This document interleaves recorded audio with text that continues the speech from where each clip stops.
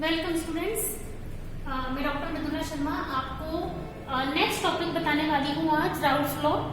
Last lecture में हमने देखा था कि सॉल्यूशन को स्टडी करने के लिए उसकी जो कोलिगेटिव प्रॉपर्टीज हम स्टडी करना चाह रहे हैं उसके लिए हमको राउल्ट के नियम का पता होना बहुत आवश्यक है।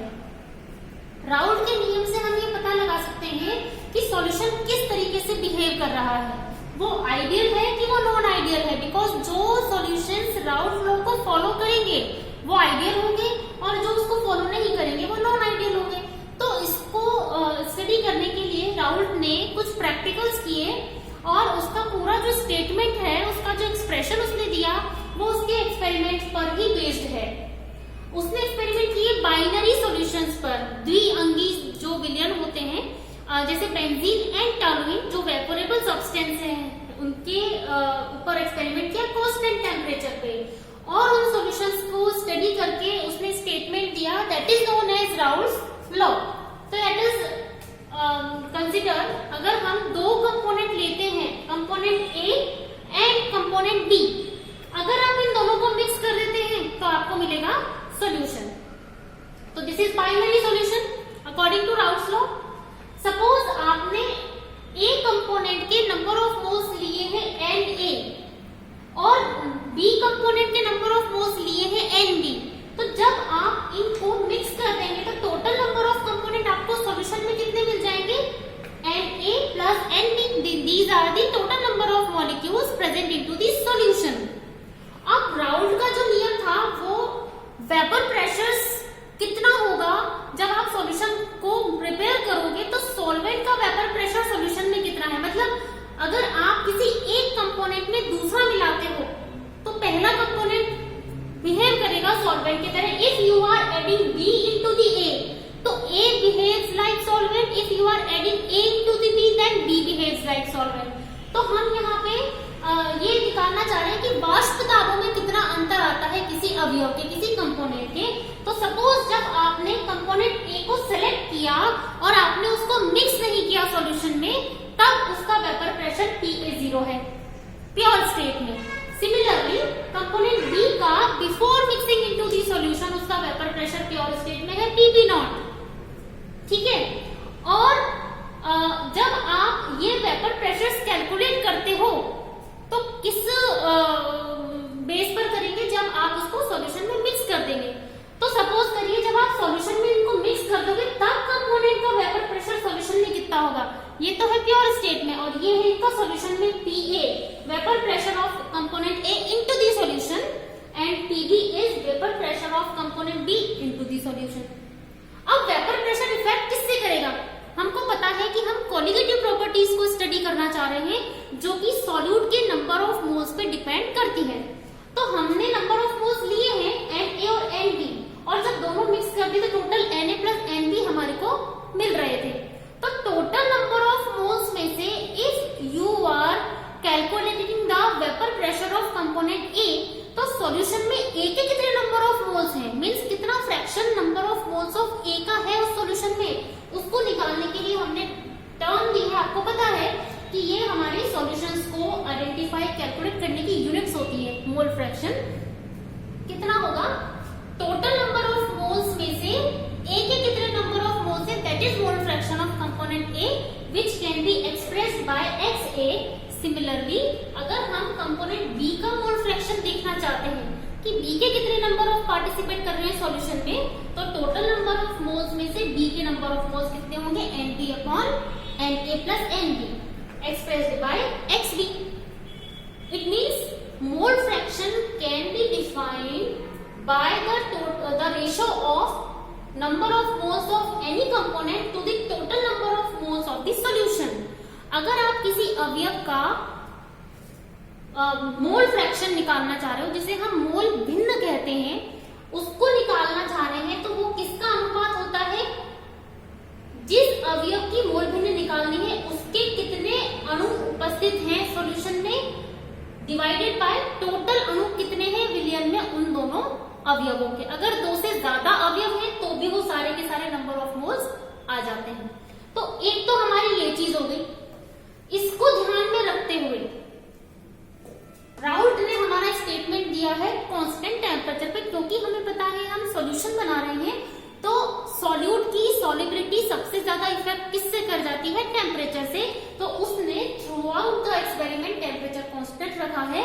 तो कांस्टेंट टेम्परेचर पर अकॉर्डिंग टू राउल्ट लॉ कहता है वो कि vapour pressure of component in solution कितना होगा, vapour pressure of that component into the pure state which is multiplied by mole fraction of the component. मतलब कि विलयन में अवयव का वाष्प दाब किसके बराबर होगा, शुद्ध अवस्था में उस अवयव के वाष्प दाब जो कि गुणा होता है उस अवयव के मोल भिन्न से।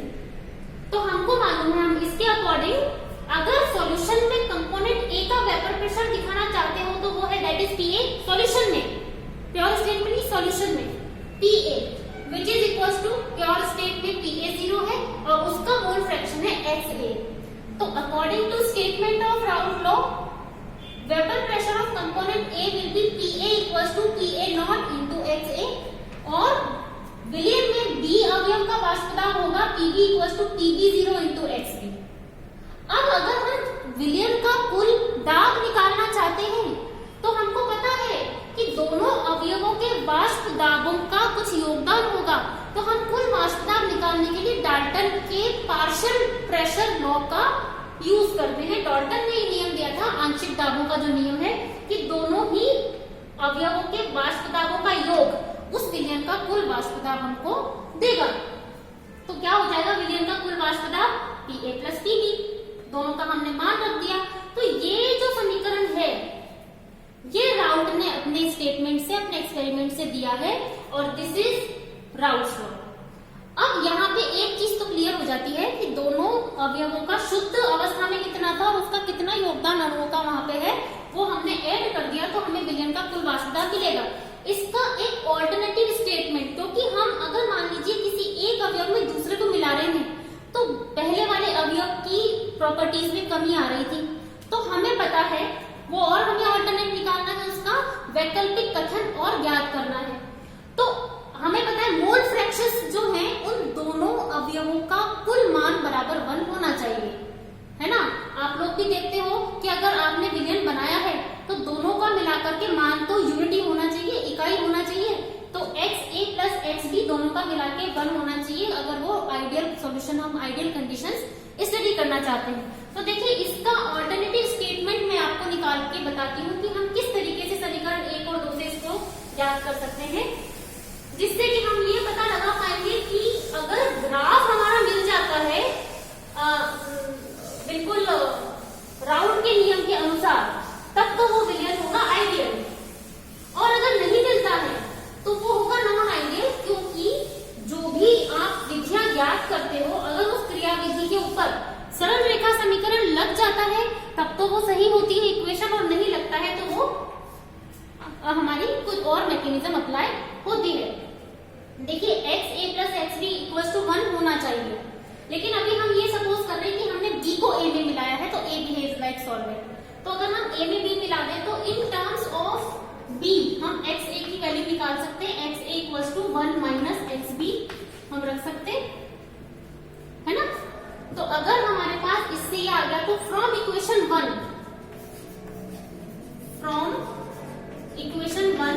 क्या हो जाएगा, हम क्या कर सकते हैं XA की वैल्यू को XB की टर्म में रख सकते हैं, ये हो जाएगा बच्चों, है ना।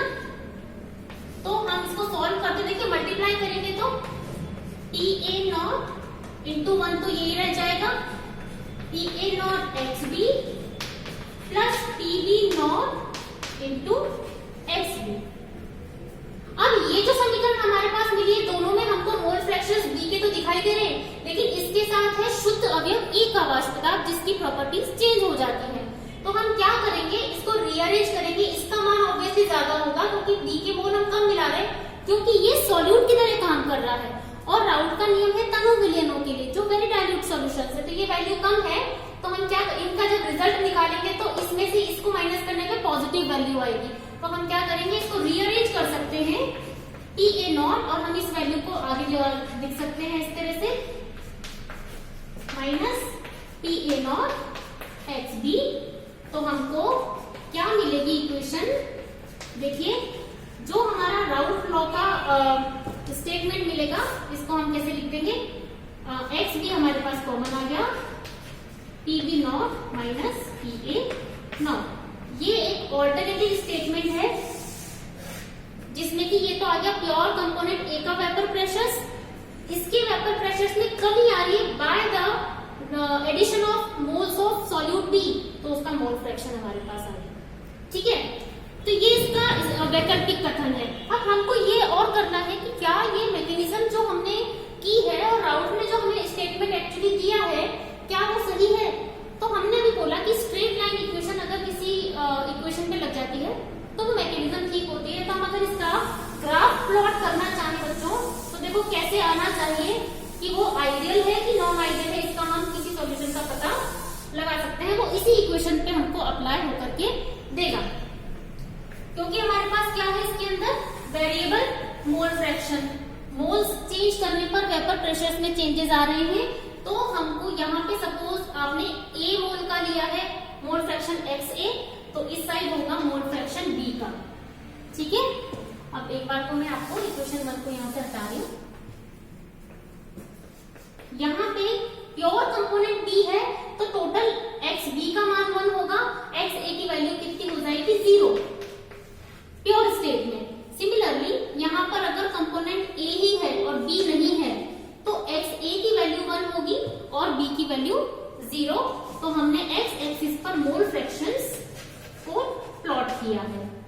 अब यहाँ पे एक्स ए 1 है, इसका मतलब 0 से इस साइड ए की अमाउंट बढ़ रही है और इधर 0 लिया है बी का कंपोनेंट, तो यहाँ से वहां तक बी के नंबर ऑफ मोल्स की अमाउंट बढ़ती जाएगी। प्योर स्टेट में अगर हम देखें कि ए का वेपर प्रेशर अपन ने बोला था अभी प्योर स्टेट में है, that is P A not, है ना, और प्योर स्टेट में बी का वेपर प्रेशर आपने सपोज किया पी बी नॉट। आप दोनों में से कोई सा भी वेपर प्रेशर कम या ज्यादा कर सकते हैं, क्योंकि दोनों के इक्वल नहीं हो सकते वेपर प्रेशर, इसलिए हमने डिफरेंस रखा है। अब देखिए, अगर हम ए में बी अमाउंट को मिला रहे हैं तो अमाउंट कहाँ बढ़ रही है? हम यहाँ पे क्या ले रहे हैं? वेपर प्रेशर्स दे रहे हैं वाई एक्सिस पर, क्योंकि ये चेंज हो जाते हैं by addition of moles of solute. तो हमने जब ए के अंदर बी अमाउंट को मिलाना शुरू किया तो वेपर प्रेशर किसके कम होंगे? जो सॉल्वेंट की तरह बिहेव करेगा। यहाँ पर हमने ए में बी मिलाया है तो ए कंपोनेंट बिहेव कर रहा है सॉल्वेंट की तरह, तो क्या होगा? ये कम होता जाएगा तब तक जब तक कि बी के नंबर ऑफ मोल्स हमको ना मिल जाए एक्स बी तक। ठीक है, ये थोड़ा सा स्ट्रेट आप बनाएंगे, यहाँ पर ये स्ट्रेट बिल्कुल स्ट्रेट लाइन में ये डिक्रीज होगा बिकॉज सरल रेखा समीकरण है ऐसे। इसी तरीके से अगर आप बी कंपोनेंट में ए मिलाएंगे तो क्या होगा? बी कंपोनेंट सॉल्वेंट की तरह बिहेव करेगा और कब तक इसका वेपर प्रेशर कम होगा? जब तक कि एक्स ए के नंबर ऑफ मोल्स नहीं मिल जाएंगे इस तरीके से। तो ये वाला जो हमें स्ट्रेट लाइन मिल रही है वो हमें क्या दे रही है? सॉल्यूशन में किसका प्रेशर कम हो रहा है? कंपोनेंट ए का, तो दैट इज कंपोनेंट ए का vapour pressure into the solution. तो यहाँ पे आप राउल्फ लॉ का स्टेटमेंट लगाएंगे कि A0 एक्स ए होगा। और ये जो लाइन हमें मिल रही है ये हमें मिल रही है किसको मिलाने पर? बी में ए को मिलाने पर मिल रही है, तो ये हमें देगा सॉल्यूशन में बी का वेपर प्रेशर कितना होगा? वो PB0 XB। तो सॉल्यूशन का टोटल वेपर प्रेशर कितना आना चाहिए अकॉर्डिंग टू राउल्फ लॉ? वो आप दोनों को ऐड कर दीजिए, ये होगा PA0 XA plus PB0 XB। तो अगर किसी भी सॉल्यूशन को आप स्टडी कर रहे हैं, आपने कोई सॉल्यूशन प्रिपेयर किया और अगर उस सॉल्यूशन के ऊपर जब आप experimentally mole fractions and vapour pressures calculate करेंगे और उसका ग्राफ अकॉर्डिंग टू राउल्फ लॉ ऐसा आता है, तब तो वो आइडियल सॉल्यूशंस होंगे। और अगर ऐसा नहीं आता है तो या तो इन वैल्यूज से ज्यादा मान हमें प्राप्त होंगे, उस केस में वो विलियन पॉजिटिव डेविएशन शो करते हैं, धनात्मक विचलन शो करते हैं। और अगर इस राउल्फ के नियम से प्राप्त मानों से कम आ गए विलियन के मान, तो आपको क्या मिलेगा? वो उससे कम मिल रहे हैं तो वो क्या हो जाएगा?